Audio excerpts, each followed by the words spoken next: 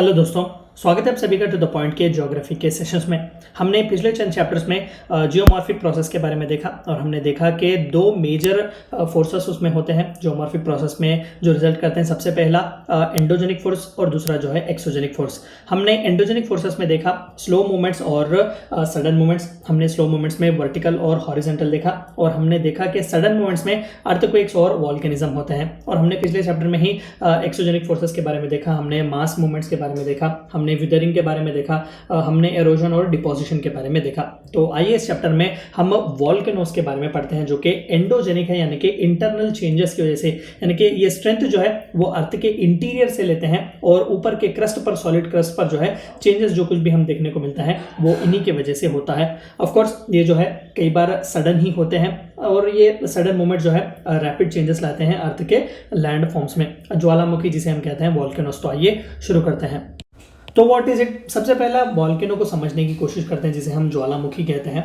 देखिए, a volcano is opening in the earth's crust through which gases molten rock material that is lava, जिसे हम लावा कहते हैं। जो रेड कलर का आप जो लावा देखते हैं वो दरअसल रॉक मटेरियल है जो हाई डिग्री पर जो है या फिर हाई टेम्परेचर वो बॉयल होते हैं, यानी कि वो लिक्विड फॉर्म में हमें देखने को मिलते हैं जिसे मोल्टन फॉर्म भी कहते हैं। तो लावा, ऐश, स्टीम वगैरह etcetera are emitted outwards in the course of an eruption, यानी कि अर्थ के क्रस्ट पर, जैसे कि मैंने कहा कि कोर, मैंटल एंड क्रस्ट, ये तीन इंपॉर्टेंट सरफेसेस होते हैं या फिर तीन इंपॉर्टेंट लेयर्स होते हैं अर्थ के, और सबसे ऊपर जो है हमें क्रस्ट देखने को मिलता है।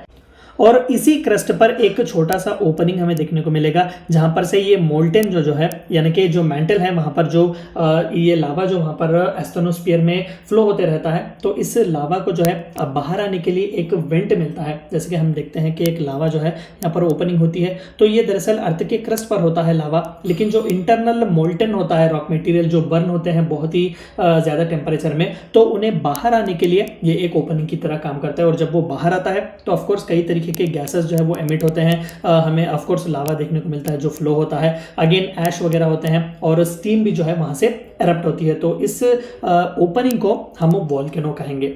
Such events or openings occur in those parts of Earth's crust where the rock strata are relatively weak, यानी कि क्रस्ट पर जो पूरी दुनिया में अलग अलग जो सॉलिड क्रस्ट है जहां पर वीक हमें स्पॉट्स देखने को मिलेंगे, जहां पर रिलेटिवली वीकनेस है, यानी कि रॉक की डेंसिटी जहां पर कम है, वहां पर इस तरीके के वॉल्केनोस हमें एमर्ज होने को देखने को मिलेंगे। इस तरीके के इवेंट्स जो है हमें वहां पर देखने को मिलेंगे। Volcanic activities an example of endogenic process. Internally जो है ये एक्ट कर रहा है, यानी कि अंदर से ही मोल्टेन लावा जो है वो बाहर आ रहा है, कई गैसेस वगैरह आ रहे हैं और लैंड फॉर्म को वो चेंज कर रहे हैं, डिस्टर्ब कर रहे हैं, तो ये एंडोजेनिक प्रोसेस है। Depending upon the explosive nature of volcano, different landforms can be formed, such as a plateau if volcano is not explosive, or a mountain if volcano is explosive in nature। तो बहुत ही explosive अगर हो तो जाहिर सी बात है कि लावा जो है वो डिपॉजिट होगा कहीं ना कहीं और माउंटेनियस रीजन फॉर्म हो जाएगा। अगर ज़्यादा एक्सप्लोसिव नहीं है तो वो सेटल डाउन हो जाएगा और एक प्लेट्यू की तरह जो है वो फॉर्म हो जाएगा। तो कई बार हम कंफ्यूज हो जाते हैं कि मैग्मा क्या होता है और लावा क्या होता है। देखिए, अभी जो हमने देखा कि जो बर्निंग मोल्टेन रॉक जो होता है, मोल्टेन रॉक पार्टिकल जो होते हैं वो अगर वेंट से बाहर नहीं आएंगे, वो अगर विद इन क्रस्ट के अंदर ही रहेंगे, अगर वो मैंटल में ही रहेंगे तो उसे मैग्मा कहा जाएगा। और अगर वो इस वेंट से अगर बाहर आ जाए, यानी कि वो वॉल्केनो से अगर एरप्ट हो जाए इस तरीके से, अगर वो बाहर आ जाए तो उसे लावा कहा जाएगा। बस इतना ही फर्क है, बाकी का सेम टू सेम है, वही प्रोडक्ट है जो मोल्टेन रॉक पार्टिकल्स हैं या फिर जो मोल्टेन रॉक मटेरियल्स हैं वही हैं, लेकिन with in the earth surface अगर वो हो तो उसे मैग्मा कहा जाएगा और अगर वो बाहर आ जाए तो उसे लावा की तरह कहते हैं, यानी कि magma that is inside the earth and lava that is on top of the earth. Type of volcanoes, तो इन वॉल्केनोस में भी अलग अलग टाइप्स हमें देखने को मिलेंगे। तीन मेजर टाइप ऑफ वॉल्केनोस हैं, बहुत इंपॉर्टेंट है, याद रखिएगा। सबसे पहला कॉम्पोजिट वॉल्केनो, दूसरा सिंडर कोन वॉल्केनो और तीसरा शील्ड वॉल्केनो। देखिए, इन सभी में फर्क इतना ही है कि जो कॉम्पोजिट वॉल्केनो है वो जब इस तरीके का आप यहाँ पर देख सकते हैं, जब माउंटेन है तो जब लावा इस वेंट से जब बाहर आता है तो यहाँ पर दूसरे ओपनिंग्स भी हमें देखने को मिलेंगे, यानी कि वो सीधे तरीके से एरप्ट नहीं होता, यानी कि साइड से भी जो है वो बाजुओं में निकल जाता है। यानी कि माउंटेन से यहाँ पर भी निकलता है। इस तरीके के कई ओपनिंग जो है हमें देखने को मिलेंगे। इसे कॉम्पोजिट वॉल्केनो कहा जाएगा, यानी कि ऊपरी तल पर से ये बाहर तो आएगा ही आएगा, लेकिन ऑन द साइड्स यानी कि इस तरीके के स्लोप्स के सरफेसेस पर भी इसे हमें ब्रांचेस देखने को मिलेंगे जहां पर से ये एरप्ट होता है। तो ये कॉम्पोजिट वॉल्केनो है। सिंडर कोल वॉल्केनो यानी कि आसपास हमें किसी भी तरीके के ओपनिंग्स देखने को नहीं मिलेंगे, वो बस एरप्ट होता है थ्रू दिस वेंट ओनली। कई बार हम बहुत ही वायलेंटली एक्सप्लोजिव वॉल्केनोस देखते हैं, बहुत ही हाइट तक लावा जो है हमें देखने को मिलता है, तो वो सिंडर कोन वॉल्केनोस होते हैं। आसपास से कहीं पर भी इस तरीके के लीकेजेस नहीं होते, बस एक ही वेंट होता है, वहीं पर से हमें लावा बाहर देखने को मिलता है।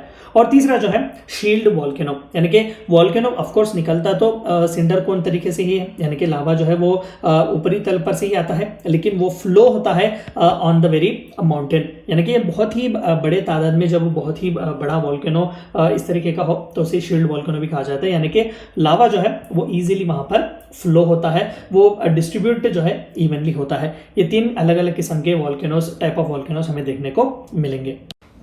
तो वॉल्केनो की वजह से किस तरीके के लैंडफॉर्म जो है हमें देखने को मिलेंगे, हमने, क्योंकि यही तो सबसे इंपॉर्टेंट रीजन है कि हम वॉल्केनोस के बारे में पढ़ रहे हैं कि जियोमॉर्फिक प्रोसेस में लैंडफॉर्म जो है वो फॉर्म हो रहे हैं और घट रहे हैं। तो वॉल्केनो जो है वो सडन मूवमेंट है एंडोजेनिक फोर्सेस का। तो इस तरीके के वॉल्केनिक एक्टिविटी से किस तरीके के लैंडफॉर्म्स हमें देखने को मिलेंगे। The lava that is released during volcanic eruption on cooling develops into igneous rocks. देखिए इग्नियस रॉक्स यानी कि जो डेवलप होते हैं, यानी कि जो टाइम गुजरने पर यानी कि सर्टेन पीरियड पर वो खुद को डेवलप करते हैं, वो नेचुरली हमें देखने को नहीं मिलते। लावा जो है वो जैसे कि हमने देखा वो विद इन सरफेस हो तो माग्मा, अगर सरफेस के बाहर आ जाए तो लावा। तो इस लावा को जो है कई बार कूल होने में कई लंबा प्रोसेस लगता है, और कूल होने के बाद भी जो आसपास का उसका क्लाइमेट है, एनवायरमेंट है, उसे रिएक्ट कर कर वो अलग अलग तरीके के रॉक्स में जो है वो बनता है। हम आगे की स्लाइड में इसके बारे में पढ़ेंगे। तो इग्नियस रॉक्स जो है वो टाइम पर टाइम जो है वो खुद को डेवलप करते हैं, यानी कि उसमें चेंजेस हमें देखने को मिलता है। वो अलग अलग क्लासिफिकेशंस होते हैं, अलग अलग टाइप्स के रॉक्स होते हैं, तो इन्हें इग्नियस रॉक्स कहा जाता है। द कूलिंग में take place either on reaching the surface और फ्रॉम द इनसाइड इटसेल्फ। तो जहां पर वॉल्केनो है वहां पर आसपास का क्लाइमेट क्या है, वेदर क्या है, इन सभी के इंपॉर्टेंट फैक्टर्स जो है प्ले करते हैं। तभी जो है ये लावा किस तरीके से कूल होगा, क्या सरफेस पर ही होगा या फिर सरफेस पर आने से पहले ही कूल होगा, ये सभी जो है वहीं पर डिसाइड होते हैं। Depending on the location of cooling of lava, igneous rocks are classified as extrusive igneous rocks and intrusive igneous rocks।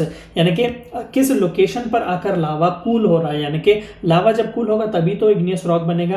तो किस लोकेशन पर आकर, यानी कि जब वो टॉप में है विद इन इनसाइड ही क्या वो कूल हो रहा है, या फिर वो किसी सेपरेट सरफेस पर पहुंचकर पूरे वॉल्केनो से जो है वो फ्लो होकर किसी सेपरेट सरफेस पर आकर जो है वो कूल हो रहा है। तो इसके बेसिस पर जो है हमें दो मेजर किस्म के इग्नियस रॉक्स देखने को मिलेंगे, एक तो एक्सट्रूसिव, दूसरा इंट्रूसिव। इसके बारे में हम आगे पढ़ेंगे।